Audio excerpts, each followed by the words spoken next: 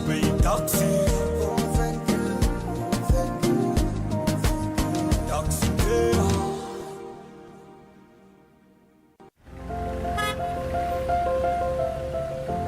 Capo, you seem to be in a hurry. Where are you going to? I'm gonna pay URA visit. Why would anyone visit URA? Of all places? To know more about the Kakasa Business Solutions, namely digital tracking solution, the voluntary disclosure program and electronic fiscal receipting and invoicing solution, which have turned my business around. You know I need to be on top of my game to protect my empire. If you know, you know. I too need to know what Capo knows. Kakasa, be sure you are in charge of your business. Uganda Revenue Authority, developing Uganda together. Wait, Abu, tunamaliliza. And what are you doing throwing papers all over the place? I'm looking for an invoice for a sound system and cables that I received yesterday, but I can't find it. You know there is a way of keeping all this in one place and available to you as and when you need it. I really wish there was one, because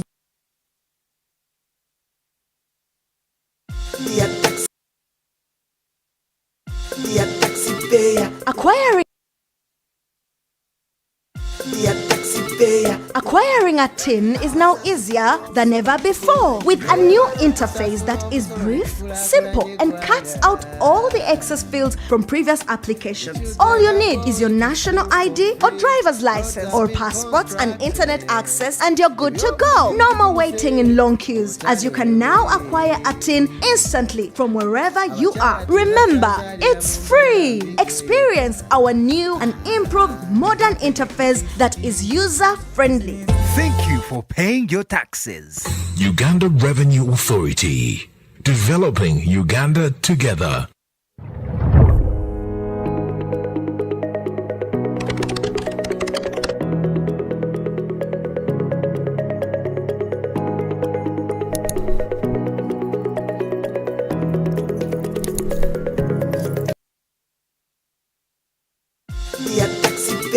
Acquiring a tin is now easier than ever before with a new interface that is brief, simple, and cuts out all the excess fields from previous applications. All you need is your national ID or driver's license or passports and internet access, and you're good to go. No more waiting in long queues, as you can now acquire a tin instantly from wherever you are. Remember, it's free. Experience our new and improved modern interface that is user-friendly. Thank you for paying your taxes. Uganda Revenue Authority, developing Uganda together.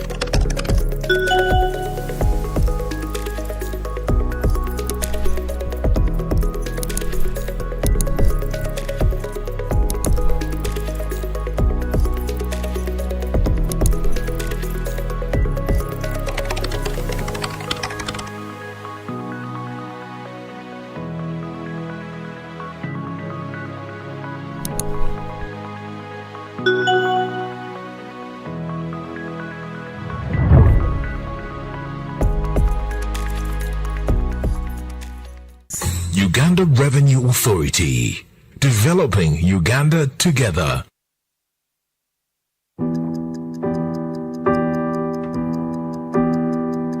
In chess, the small one can become the big one.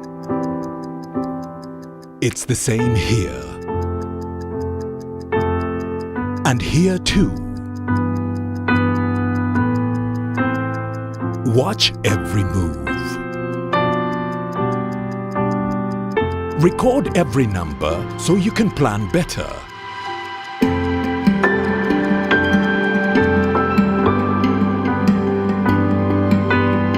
No matter the size of your dream, tomorrow's success belongs to those who keep today's records clean.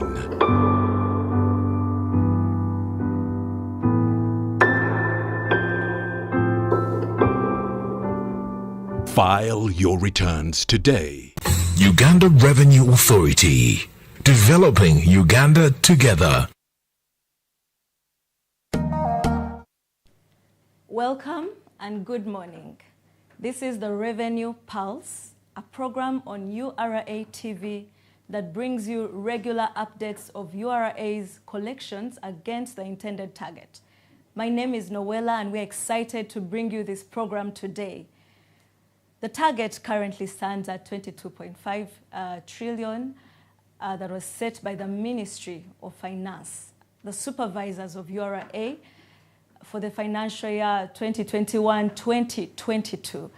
And the authority is on a mission to collect revenue enough to finance the nation's budget. This is a mission that it cannot accomplish alone. All citizens and all bodies, government bodies, ministries, departments, and agencies must buy into this vision for the sake of the development of our country. And we're excited to bring you this particular program because today we are going to talk about taxing the digital economy, where we are and where we are going. When you talk about the digital economy, it is something that is away from the conventional or traditional economy that is mostly tangible, that you can see, that is traditional, that you're used to seeing the exchange of money going through hands, a physical shop standing somewhere. We are talking about an economy that is now referred to as the new economy, a web economy, the internet economy, and it's already here with us. And it manifests in different ways, but it's mostly digital. When you talk about the digital economy, you're going to talk about digital infrastructure that exists in terms of broadband, and well, today we'll be excited to break that down for you. Backbone, you'll talk about access, how are people able to access the opportunities that come with this. You talk about entrepreneurship. For many people, this must have been a mystery, but during the time of COVID, people all around you, especially if you have a smartphone, you've been able to see people with digital marketing skills arise, people with all kinds of giftings. You talk about digital platforms today, social media, which is the most that I believe most of us know. Facebook, Twitter, digital platforms. You talk about knowledge platforms like Google that most of us have interfaced with. You can see that this is something that is broad and that is large, but we're excited because today we have partners, sister agency, NITAU, with us. NITAU is the National Information Technology Uganda, NITAU, and it's the single point of contact for e-government services in our country. They deliver to all ministries, departments, and agencies. And we are delighted to be able to deepen this conversation with one of their own, Mr. Colin Mugasha Babirukamu, who is the Director E-Government Services from NITAU Uganda, and then URA's own, Robert Luvuma, who is the Manager International Taxes. Yes, we are happy to have you as well. Thank you. And I would like them to say hello to you. Thank you, Noella. Yes. And thank you, and good morning or even good afternoon, wherever you are in the world. It's now a global village using digital media. Like Noella has well introduced the topic, I'm excited to be here. And good morning to everybody, and looking forward to a fruitful discussion. Good morning, good afternoon. Thanks for our viewers. As Noella has explained, I'm Ruvuma Robert, Manager International Tax, and we are glad to be here. We are glad that you are contributing to developing Uganda, but URA is aware that as we are trying to get milk from the cow, we shouldn't kill the cow which gives us milk. Yes. That's why we ensure that we facilitate taxpayers to pay the correct amount of tax. We are not looking for the maximum tax, but we ensure that you pay a fair share of your taxes. And we are happy that digitization has created a lot of opportunities, but it has come with a lot of challenges for tax administration in terms of the structure of our tax system. It was designed 100 years ago. So It was designed 100 years ago. It's been disrupted. And it has been disrupted so much. Thanks very much. Thank you so much. Colin, you are most welcome. Thank you. We are delighted to have you. Thank you very much. And would like you to paint a picture to our dear listeners. What is e-government? Yours is infrastructure. Yours is facilitating. Yours is being able to cause the government to operate with such a high level of efficiency. Paint a picture to us and tell us what the digital landscape looks like. Great. Thank you. Thank you, Noella. So again, greetings from the National IT Authority, or NITA Uganda. And we were mandated in 2009 to actually oversee, to promote, to regulate, and to also manage a number of implementations in the country to really accelerate digital transformation in the country. And we've been excited to be at the forefront of that, working, of course, with our partners, UCC, and the full ecosystem around the country, innovators, developers, software companies, international agencies, all under the Ministry of ICT and National Guidance. So e-governance, first of all. So in many countries, they call it e-governance. Other countries call it digital governance. And it's really one and the same. But I think the new direction now is digital governance. So we need to change some of our terminology here. But basically, it is how do we bring convenience, cost efficiency, and other efficiencies, as well as customer-friendly access for citizens for government services or public services. So traditionally, you had public services that you had to walk up and queue. If you had to file taxes previously, you know you had to line up. That's true. Long queues anywhere in the country. Today, in the comfort of your home, you have got e-tax, all right? And you can actually work, do a couple of things with e-tax, and it's actually evolving. So think of e-governance as how do we get public services that were traditional before. You had to queue up, you had to go to a brick and mortar building or office, but now you can access those services. You should access those services in the comfort of your home or in your offices. That also means we need to also ensure intergovernment collaboration and sharing of data. Yes. So we're not just working with government to government, which is URA, NITA, KCCA, that had systems that were not talking to each other, URSB. Our job as NITA is to bring those systems together. And I'll talk maybe a bit deeper as we go along about what we're doing as our initiatives on that. But basically, e-governance really is to bring public services and take them online to provide citizen convenience, cost efficiency, and a customer-friendly approach. And I liked the way you also brought in the digital economy, and I think you described the digital economy quite well. So our job is really to drive digital transformation for socio-economic development of our people using digital technologies. Yes. Yeah, wow, thank you, Colin. Robert, yours is e-commerce. Yours is e-commerce. Sometimes they say the tax authority, their role is literally to sniff around, to look for the last coin. What are your findings? What have you found out about e-commerce? What is that landscape looking like for the Thanks very much, Norina. E-commerce is here in Uganda, and I'll just start by slightly explaining the tax architecture worldwide. The way taxation has been designed worldwide is we look at the supply and demand. Supply, you look at input suppliers. Then demand, it is us the consumers. So on the demand side, we charge VAT.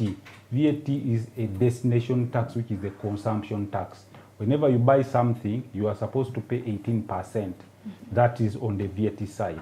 But on the input side, the way the tax system was designed worldwide is that it is based on the location of the factors of production. If you are an employee, you pay PAYE where you are located. If you are an entrepreneur, you set up a company, then you pay tax on your profits where you are located. What digitization has brought about is that you don't need physical location in a place to do what? to interact with customers in that location. So in Uganda, we have like the Facebooks, we have like the Googles. I'll just slightly explain the business model of these multi-sided platform. Like Google, what they do, as you interact with Google, you are supplying data to Google.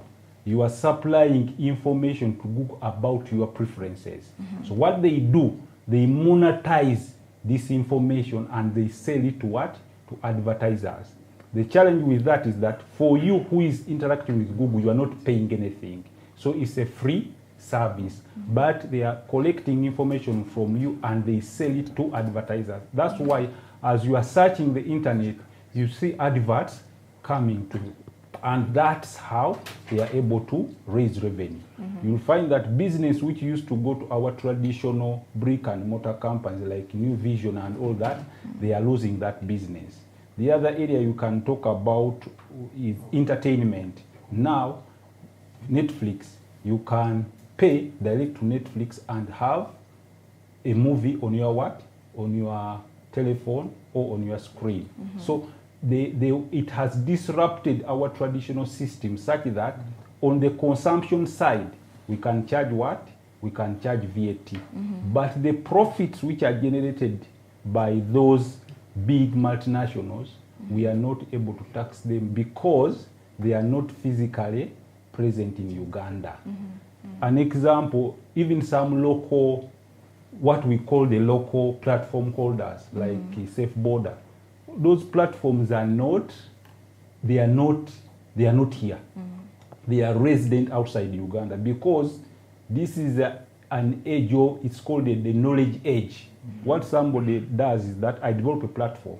If it's very profitable, I can move it anywhere in the world. So what they do, they domicile these platforms in very low tax countries, and that's how we are not able to tax. We are able to tax some input suppliers. If I order food from Cafe Javas, I'll pay Cafe Javas. We shall get the 18% VAT. But Jumia gets a commission. So that commission, we are not able to tax it because of the way the international tax regime is designed. The platform, where is the domicile of the platform? The platform is not domiciled in Uganda. So the digitized economy has brought a lot of efficiency, cost saving, but remember at the end, we need to raise government revenue. And with this, we are not able to raise government revenue, basically. What I'm hearing you say is you can only tax those that are residential here, that are residents in our country. Yes. Those that are not in the country, it's a whole equation. The current tax regime doesn't facilitate us to tax. Okay. Yes. So what is URA doing in terms of collaborating with the international bodies that are, that are invested in this digital sector? That could be OECD, that could be the World Customs Organization. What is URA doing with those bodies? Currently, we have a lot of support and collaboration, first of all, at regional level with what we call the African Tax Forum. And also at the OECD, we are getting a lot of support in terms, and even UN, how do we tax this? How do we change the tax rules such that we are able to tax? Recently, OECD came up with the new guidelines, what they call Pillar 1, how to tax these multinationals. And for them, what they are proposing is that let us create, first of all, they are creating a digital physical presence, which is linked to the market. So they are saying that wherever you are selling your goods, that country should have a right to do what? To tax. So they have proposed what they call a market to be able to tax income tax based on the market. Then also the UN has come up with another solution of allowing us to tax these companies by introducing what we call a automated digital service tax. But the challenge with these two principles, UN usually favors developing countries, would be getting some money. But the OECD model, the way it is designed, the tax we would get will not be so much, because their proposal is that we need to be able to tax like the 100 big multinationals, not everybody. So we are following up what is taking place in the international fora, such that we come up with a solution which would fit Uganda, but also we don't want to discourage investment. We don't want to discourage the opportunities the digitalization has brought about. But at the end, I said we need to raise some money for government. Okay. Colin, you have the last mile connectivity project through which you're supposed to, the country is expecting you to lay down, that is 732 kilometers of fiber optic cable. That is not science. Colin can explain that to us. But eventually it's supposed to deepen connectivity. And that should ultimately result in having an all-inclusive aspect for many of our people to be able to access the internet, access the services. How far are you faring in that? And also our country in terms of the other East African countries, maybe all over the world. Paint a picture of where we are and where we want to go. Thank you. Thank you again. And let me just first of all say we've come a long way as Uganda. Just to give you a quick shot, 20 years ago, Noella, I don't know where you were 20 years ago. We won't talk about your age. And, good to see you here, of course, doing very well. But 20 years ago, there was no Minister of ICT, for instance. There was no NITA. There was no technology or digital agenda in Uganda. We had a post and telecommunications. We had, of course, the telecom industry was just picking up. But what we have seen is, first of all, a ministry specific for ICT. We don't say ICT very much these days. We want to call it, digital economy or digital, all right? But that sums up the whole ICT space. NITA was also formed, of course. UCC, working with UCC together, a lot has changed. There were no laws, for instance, 20 years ago that were facilitating digital transformation. Today we have, more than 7 or 8 laws that, from the, Computer Misuse Act, E-Transactions Act, Data Protections Act, National Payments Systems Act. I mean, fintechs or those innovation companies now also have a legal regime to actually perform and work. So Uganda has really moved a long way from where internet was for a very few people. If you remember in the, maybe in the 90s, if you had a phone, a mobile phone, you were special. People really knew special. You, they knew your name in town because you had a big phone. It was called a Celtel. You had to have a Celtel barcode on your belt. And then, of course, MTN came along and, a lot of things have happened. And now it's democratized, I could say. Everybody can have. Uganda now has almost a 51% internet penetration in the country, which means at least 1 out of 2 people can actually access the internet around the country. Is it fully inclusive? Not yet. Are we there yet? No. Uganda has quite a bit of a long journey to go. In the East African region, for instance, our sights are still on Kenya. You asked about East Africa. Kenya is way ahead in terms of the mobile penetration, internet penetration, and digital transformation.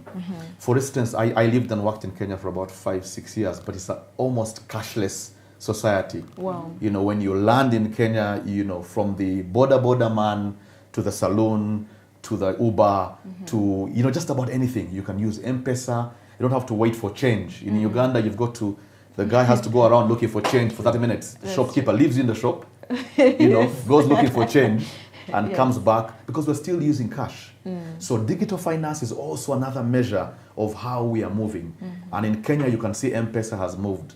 So Uganda has moved a long way. As you can see now, every corner shop now, as you can see, a lot of employment from Airtel, MTN, and all the other players tells you that we've made a lot of progress in our digital finance and using of mobile money.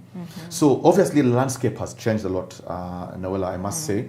And speaking about what NITA has done, you had hinted on that earlier. Our target actually is to go to more than 7,000, not 700, but 7,000 kilometers of fiber. Wow. We are now slightly over 4,000 kilometers of fiber around the country.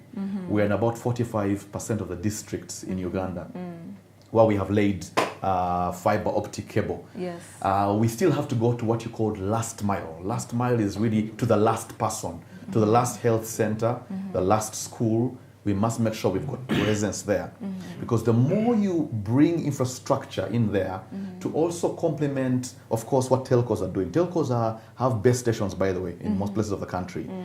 But NITA has to push this fiber optic drive, Yes. which really makes it more affordable, more accessible, and starting with government entities.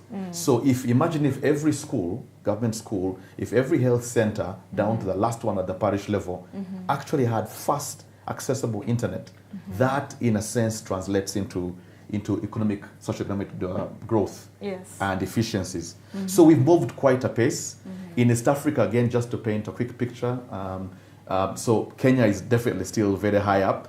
I think Uganda and Rwanda also quite at par, and there are a number of indices that I could explain to you, but they'll take a whole day. Yes. On e-government development index, telecom index, online service index. There are many UN parameters that demonstrate how we are doing. And I just want to say to the population and to those who are listening that Uganda has been progressively moving up in the ranks since 2018. Okay. And we began to see a rise in access of services. Just like I've said, e-tax, now you have most government agencies, and that's part of our drive, thinking digital first. They're saying, how do I bring a service to citizens, but I need to bring a digital service first. Rather than people lining up. If you want to renew your passport now, by the way, you have about 3 months or 2 months to renew, you go online. You don't go lining up somewhere. You actually go online and actually begin the process. You might have to go to the office to do your ID, but at least you've shortened that process. And guess what? You can now pay for government entities also online. So that's all part of the whole digital economy drive. So Uganda is in a much better place than we were 3 years ago and obviously 20 years ago. Wow. Robert, so that would mean we have more people now using phones, obviously, because yes, mobile phones. Yes. Let me actually say this. Yes. You have, so the penetration of mobile phones is almost 70%. But many people have feature phones, or what we call like a touch in our local speak. Yes. But the real drive for internet and transformation should actually be a smartphone. So if we can have more smartphones in the hands of Ugandans with affordable internet, I think that would actually change the game. And we're talking about education. During the COVID time, we saw a huge acceleration in digital usage in Uganda and uptake. Kids now have moved 3 years, 4 years, leaped, especially in the urban areas, because they were using computers for school.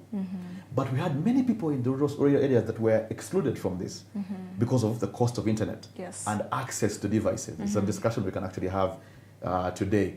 Because cost of internet, access to internet and devices, extremely important, and it should be for everybody, not just for the urban children who are online on school, but even for the last child in Kabong, the last child in Kisoro, who had no access to school for 2 years. So these are the questions we need to address today in terms of affordability, accessibility, what are the barriers of use. But phones, that's progressing to about 70% now in the country, but that's majorly driven by internet, social media, mobile phones. The more mobile phones, smartphones hit the country, the more internet is stretching out to the countrysides because of the smartphone. That's true. That's true. Robert, and that means when we talk about taxing, most people would look at it as one that would impede progress. And Colin, you'll talk to us about that.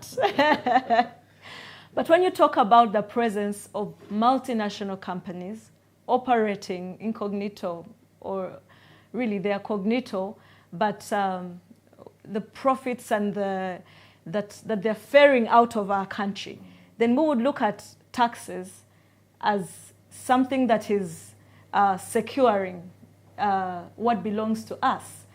Recently, the oil conversation has escalated, and people were seeing Total Energies and CNUC just signed that financial investment decision, and people are saying, "Tufuniramu, where do we come in?" So we need the conversation on where taxes actually come in to make sure that Ugandans are getting what is theirs. But the boat has to be balanced, so we can we can see where our people don't have to be pressed for us to be able to get from that. Yes, Yeah. Robert. There is a saying that there is a famous judge in UK who made a quote that every man is free to organize his affairs to pay the lowest amount of what? Tax. So what the multinationals do, actually, people think they dodge taxes. No, they don't dodge taxes. They try to organize their affairs such that they pay the least amount of tax. Even a normal person would want to do that. But what has the digitization done? It has enabled this activity to be carried out very fast. Why? I said the multinationals who get most of their revenue through digital, they rely so much not on the tangible asset, the physical assets. They rely so much on what we call the intangible, what we call the platform. And that platform, because it's an intangible asset, it's mobile. So what they do, they look for countries with the least amount of what? Tax or not tax, and they reside, they locate the platform in that country. So what we end up getting is that they will be facilitating business in Uganda. As I explained, the Facebook and the Google model. Us, even people who sell goods, like our farmers here, they don't pay tax. They don't pay Facebook. Facebook monetizes the data which we post on Facebook to sell to advertisers. So what it does is that the amount of tax we collect keeps on what? Reducing. And for us, we have even a bigger challenge is that even if we want to change the tax rules currently, the way they are, we shall not achieve we shall achieve very little because we signed double tax agreements. And in those double tax agreements, because investors want certainty, there are things in those agreements we cannot change. If we introduce a tax now, an income tax, to tax most of these multinationals, those double tax agreements do not allow us to tax. So that's why it is to enable us to tax, we have to do a lot of changes. A lot of changes to a tax system which is 100 years old. And making that change is not easy because we have the US, which is a very powerful country.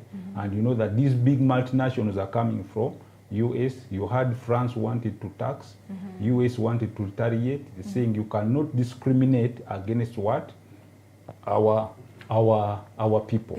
But what some people have done, like Kenya and Nigeria, they have introduced what they call the digital service tax.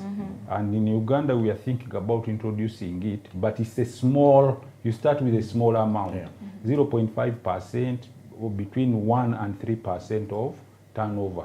But developing countries are against a turnover tax because in substance, an income tax is a tax on profit. But now because in third world countries, we may not have capacity to determine how much profit Google has earned in Uganda.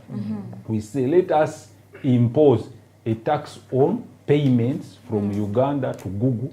But if you are to go that model, we need to impose a very minimum tax. So currently we are in discussion with Minister of Finance.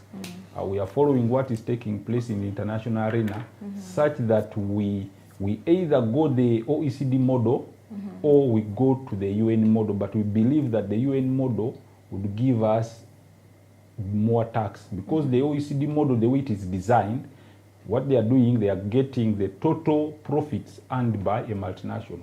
Then they remove, if a multinational's profitability is less than 10%, we can't tax. If it's more than 10%, the excess of the 10%, what they are doing, they are dividing it between the between what they call the software and the market.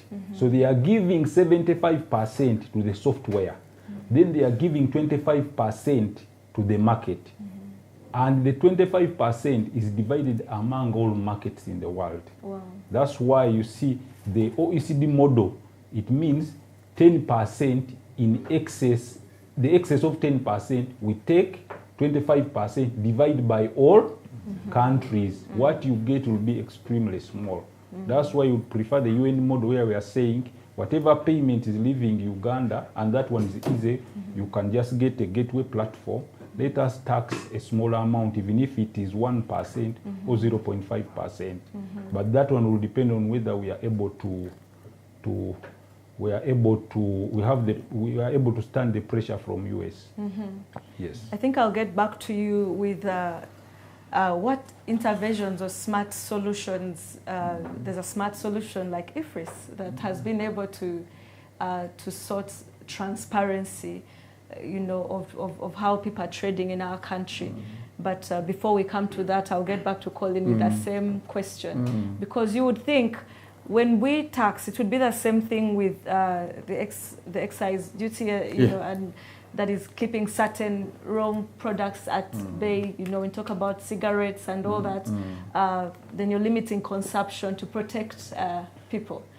So you might think when we get into taxing this particular sector, also that's a way that the cyberspace is protected.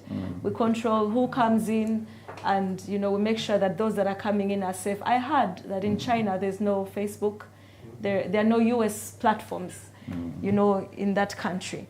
And one might argue and say, well, they're protected from certain things that keep popping up on Facebook or whatever, and still maybe certain information is kept away from them. But what would you say? On the tax element, I think, thanks, Noella, it's a great conversation.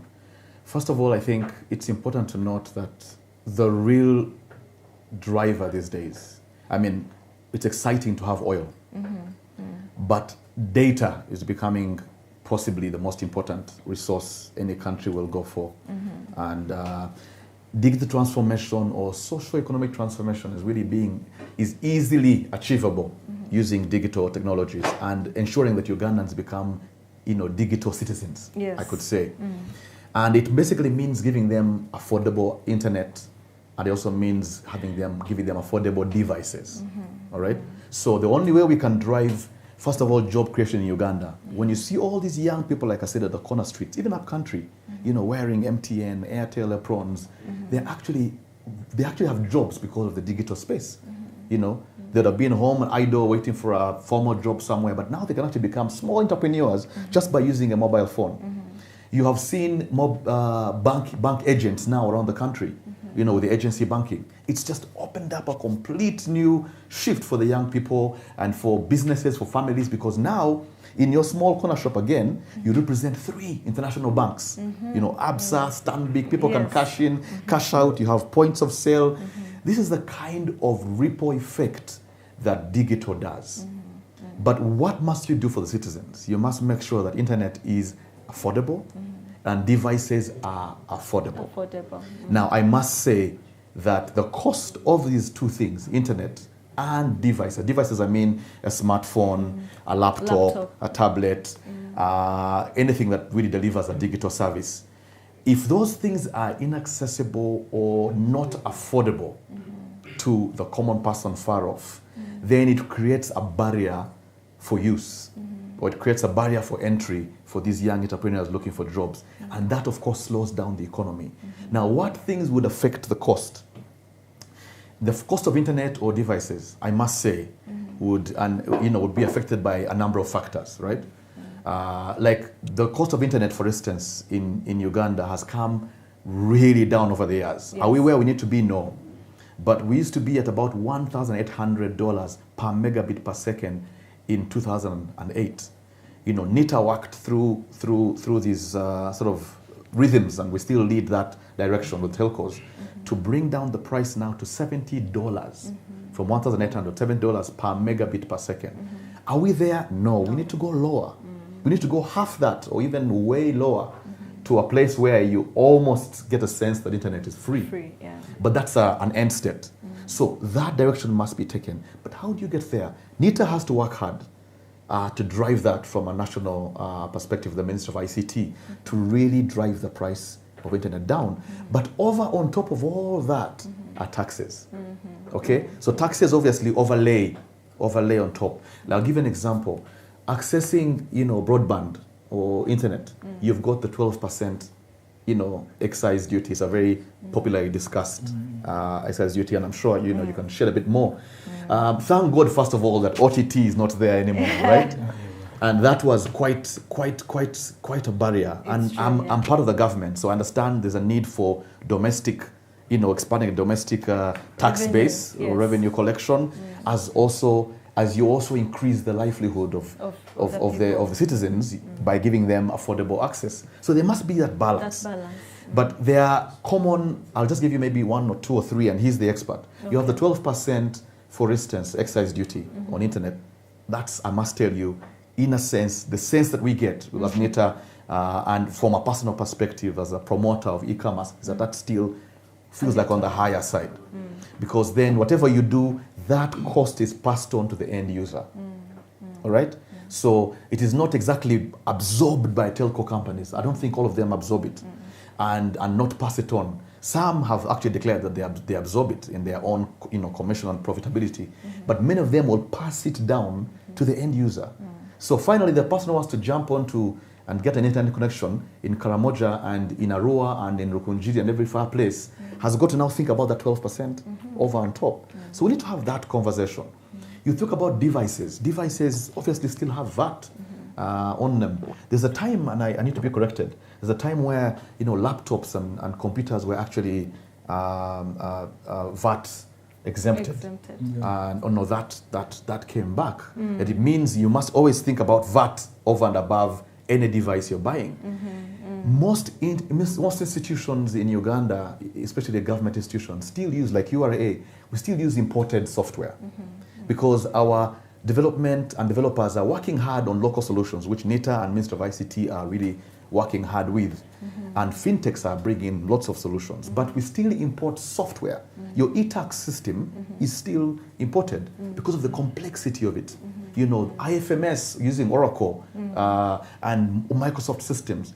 But for every imported software that is supposed to help digitize and bring efficiencies to Uganda, you also have a reverse tax on there. And that obviously is still passed on to the end user. So you see that accessing digital systems in this digital economy, obviously you've got to bear that layup of taxes on top. So in my view, we need to start the conversation. And I like the fact that I'm here right now. We must start the conversation, find that balance, because every Ugandan knows we need to expand our tax base. That's true. We must find more revenue sources. But if those revenue sources slow down and impact digital transformation, we need to have a deeper discussion. And so I like the fact that he's talking about taxing of multinational companies. I worked for about 6 years in a multinational. And they are creative in the way they manage their tax obligations. So the fact that you can't reach these people who are like Google, Facebook, and WhatsApp, and everybody, of course the tax burden hits the local digital citizen. Yes. So we need to have that discussion. E-commerce users in Uganda have a tax on income, a 30% income tax on local entities, basically. So those are just examples of areas we need to have a discussion and say, are these now barriers? Can we rethink the regime and how we go about this space, especially in this digital space? So I think we can have that discussion, but there are definitely very potential barriers of use. However, we must find a balance. I'm cognizant that I am paid by taxes. Yes. So I don't want to kill the very thing that pays us. Feeds you. Yes. But yet again, we must find the balance if we're really going to drive digital transformation. Yes. Your integration with ministries, departments, and agencies, how is that going? Integration of agencies. Yes. So, and will that play into helping to because when you talk about broadening the tax base, Yeah. Robert, I know that URA finally hit 2 million taxpayers on the tax register. Yes. I think there's the tax officers are out there trying to expand the tax base. That at least in the next few years, maybe at least 3, expect to hit 5 million taxpayers on that register. But as you integrate, as you help the MDAs Yes. integrate into the UG Hub systems, is that making it easier? Okay. Yes. So the UG Hub, and that's the banded shirt that I have Yes. here. The UG Hub, of course, means Uganda Hub. Uganda Hub, What yes, brings all in one. together. Yes. So this is a project that we're running as NITA for the first time in Uganda. It's a really breakthrough government project because its job is to really make life easy for government in serving citizens, but also for citizens accessing services. But it's ultimately about the citizen, and I'll tell you why. For a long time in Uganda, systems have been isolated and they have been, not talking to each other. There's no That's sharing of data, Yes. all right? And so you have eTax, which is a great system, but is eTax talking to NIRA, which is providing ID services? Is URSB, that is doing business registration, talking to NIRA again? Is KCCA talking to NSSF? Is NMS talking to Ministry of Health? Minister of Health talking to NIRA? We've been having small little systems and kingdoms everywhere. And we're saying, as the government IT regulator, and also as the government implementer that brings us together, we put together a system, what we call an enterprise bus. But that's a bit technical, but it's an integration platform. I think that's a better word. Integration platform that then plugs in all these government entities into a centralized, secure system. And the idea is to bring efficiencies, but also to bring data sharing. And for the first time, because everybody has been doing their thing separately. Now, when you have an integration platform, these entities plug in, and URA is part of our pilot, is in there. You have public service doing the payroll for the whole country. You have Ministry of Finance doing payments and payment of suppliers throughout the whole country. You have NIRA that has an ID registration. You have URSB that's registering businesses. You have UIA. So if you plug those all into one system, and they're now sharing data, a citizen finally can now sit at the end of his citizens portal, and that's the end game. Right now, by the way, I must say we've done about 14 entities already on this. We just launched it last year. Wow. 14 entities already on this integration bus. Yes. We have about 9 banks, because you need banks anyway to make any payment. That's when true. you're doing a passport, you must pay. You must pay, yes. Without leaving your home. So we've also got banks now connected to the integration platform. The idea finally is that while we integrate, and we're going to have a couple of phases in the next 4 years to ensure that we cover more than 100 MDAs. These are ministries, departments, agencies. Imagine a day where all our local governments, all our ministries, all our departments, all our major databases are integrated onto one government platform, highly secure government platform. And intergovernment work is easy. Before you had to get a file that moves from one place to another, we're saying click the button and pick TIN information, TIN tax information from URA. Yes. Pick information from NIN information from NIRA. Go to NSSF and pick that information. Why must you go and do the same thing in different places? You go to NSSF, they capture your biometrics. They want your fingerprints, they want your photo. You go to URSB, they still want your photo, your signature, and your date of birth. Yes. You then go to KCCA, they say, we still don't know Noella. We still want her details. How about if all of you are integrated, click and find out who Noella is from NIRA. Yes. And all her information is pulled from NIRA, and the service moves. That all translates to efficiencies for the citizen. Yes. Citizen now in the comfort of your home, and that's the end game. The comfort of your home, you should be with the citizens portal that brings together all government services into one space. Yes. Today you must go to ura.go.ug, come out of there, go to nira.go.ug, do that. Go to passport.go.ug, do the passport. Go to the driving permit area. How about if everything was in one portal and on one mobile app?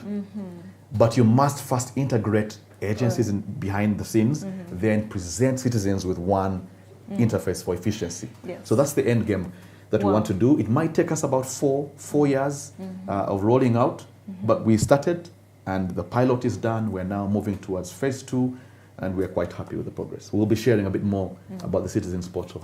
It sounds really exciting as you speak, because in it you see better services to the citizens, because if that's our prayer. The systems are talking to each other, eventually they need to be talking to the citizens. The citizens need to be the beneficiaries of all this. And so if there are better services, Ugandans know about long lines, they know queues. About time. Forms. They'll tell you if you're going to get your ID, prepare to spend a whole day there, or if you're going to get this, prepare to, to take the whole week off, wait another 2 weeks for. So that would save a lot. But also in there I see the increase in trade and, the economy expanding. Robert, how prepared is URA to collect taxes? But this time I mean in terms of seamless solutions like IFRIS. Because if NITAU is playing its part and making sure systems are talking to each other, then all ministries, departments and agencies need to also be operating in the same wavelength. So where is URA right now in terms of that? Or where does it want to go? Thanks very much for that question. I think URA has always been ahead of most of the time. And actually, when we were doing the e-tax system initially, we had a challenge, because the biggest challenge we are facing is mutation of taxpayers. Someone comes today, he registers. After trading for 1 year, the person disappears. He changes, he gets another TIN. So we wanted a unique identifier, something unique which identifies what? A person. In both countries, that's what they do. For them, from birth, they give you what? A unique identifier. As you progress in life, that unique identifier just changes to a tax identification number, a national security number. So with the NIN, it's going to help URA a lot in terms of taxpayers mutating, changing. So we should be able to solve part of that problem. But also, secondly, we are moving into a knowledge-based environment. We have seen a lot of, we want to rely so much on data. We want to rely so much on data to raise revenue. And if we get that seamless integration with all the government institutions, the 12% you are complaining about will have to come down, because everybody knows that most of the people, most of the GDPs, government pays a lot of money, but some of that money goes untaxed because we are not integrated. So if we are integrated with most of the government institutions and we are able to get that data, in fact, we want to reach a position whereby a taxpayer will not file a return. A taxpayer will go into his account and his return will be auto-populated.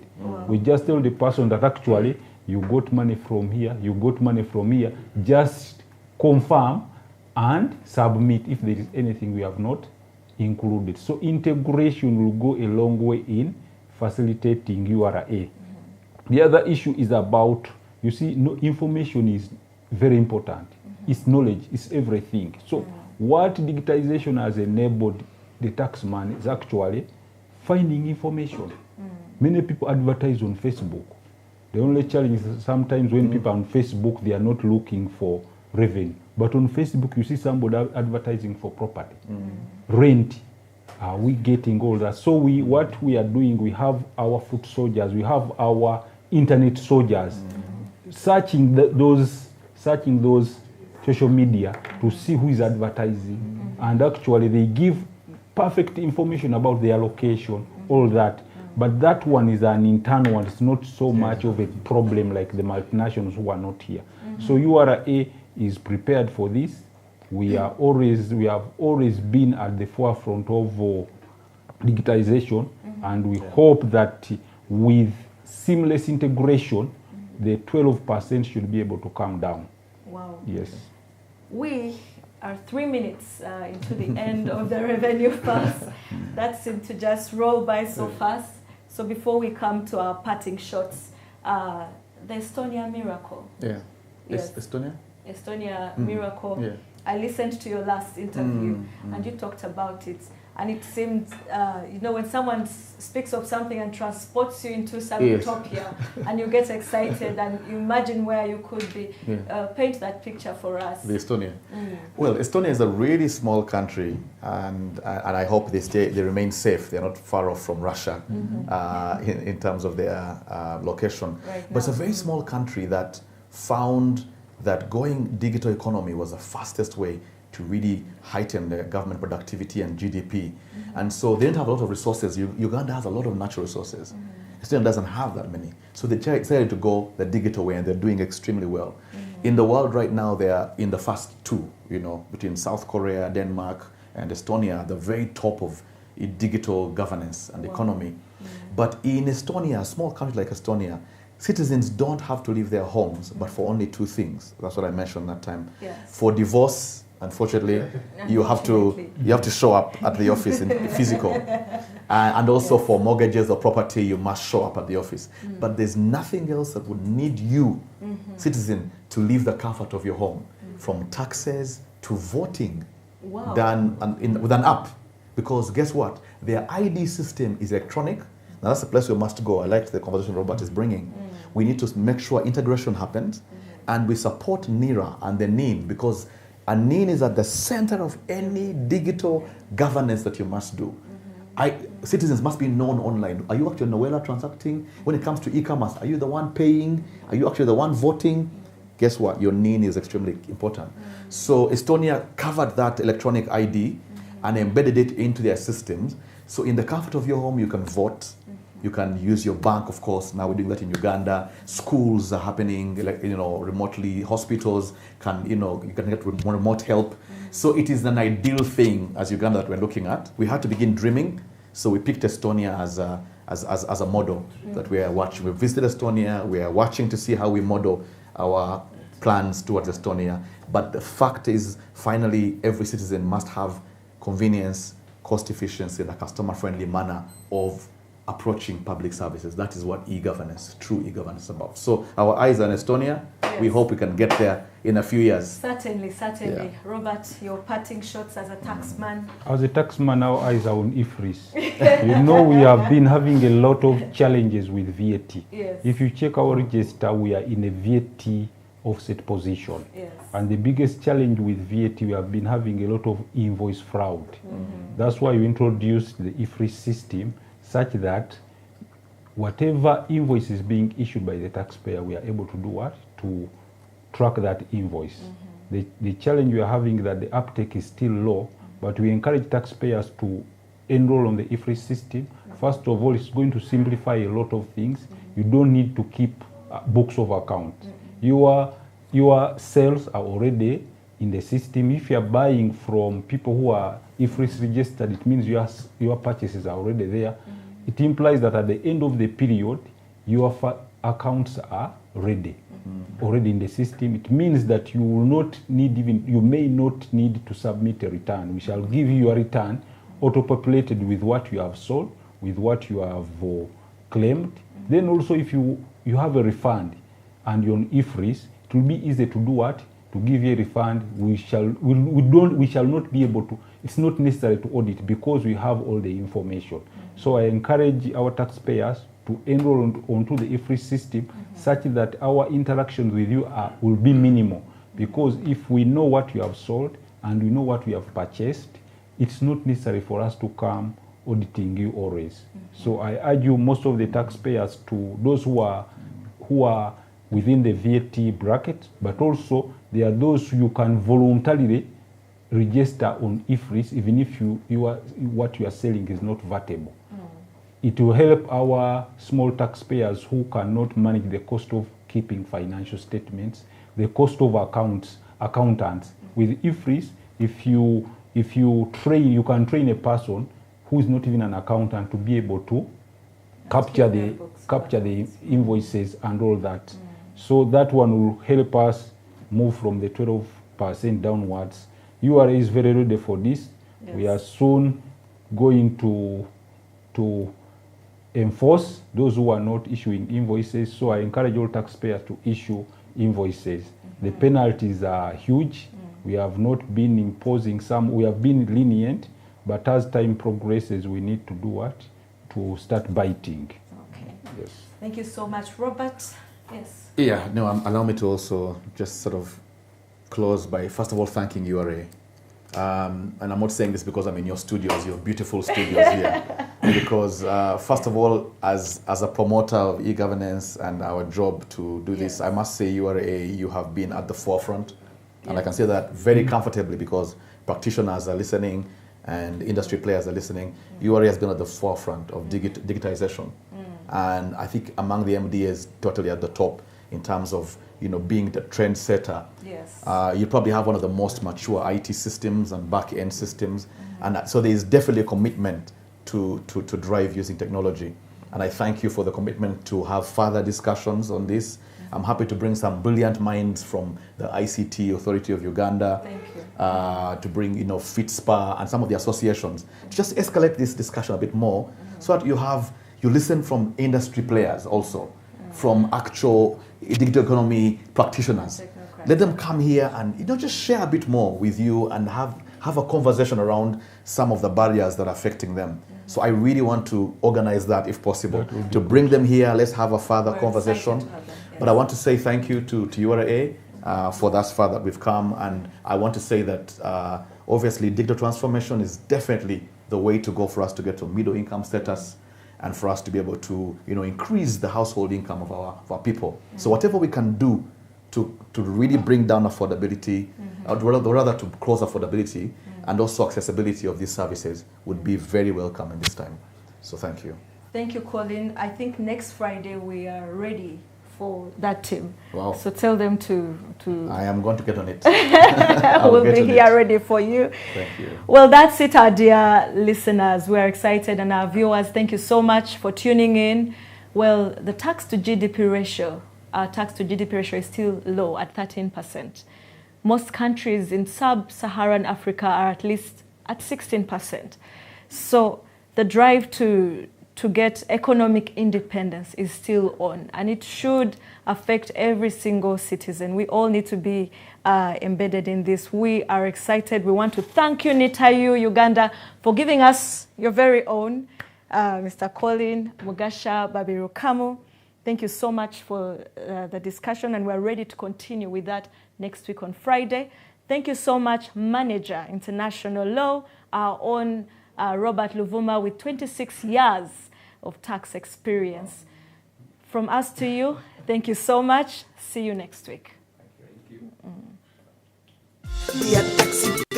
Acquiring a tin is now easier than ever before with a new interface that is brief, simple, and cuts out all the excess fields from previous applications. All you need is your national ID or driver's license or passports and internet access, and you're good to go. No more waiting in long queues, as you can now acquire a tin instantly from wherever you are. Remember, it's free. Experience our new and improved modern interface that is user-friendly. Thank you for paying your taxes. Uganda Revenue Authority.